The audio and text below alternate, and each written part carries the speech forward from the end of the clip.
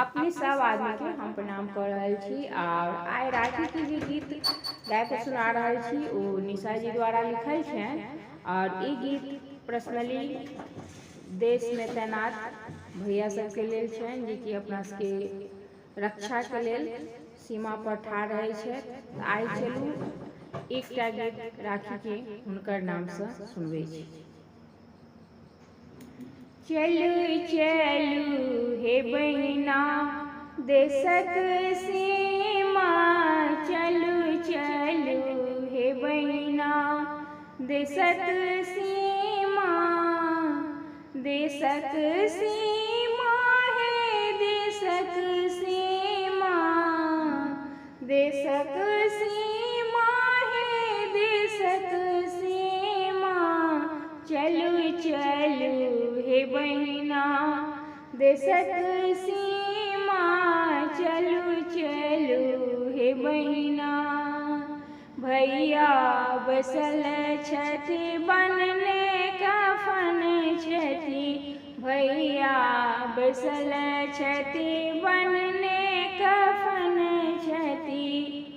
हाथ तिरंगा नारा में मगन छथि, हाथ तिरंगा नारा में मगन छथि। सब बहिन देवनि आशीष ओहिना, सब बहिन देवनि आशीष ओहिना। चलू चलू हे बहिना देशक सीमा, चलू चलू हे बहिना देशक सीमा। हाथ में ध्वज भैया लहरत तिरंगा, हाथ में ध्वज भैया लहरत तिरंगा।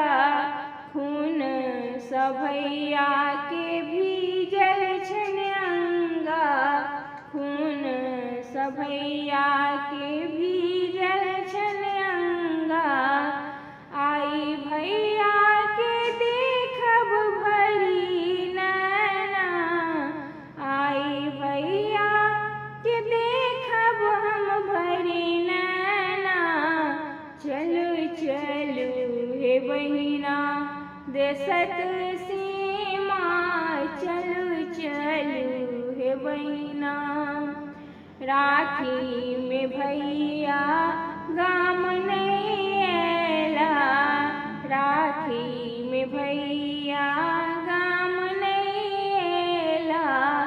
देशक खातिर सबटा बिसरला, देशक खातिर सबटा बिसरला। सब बहिन मिल करब करुणा, सब बहिन मिल करब करुणा। चलू चलू हे बहिना देशक सीमा, चलू चलू हे बहिना देशक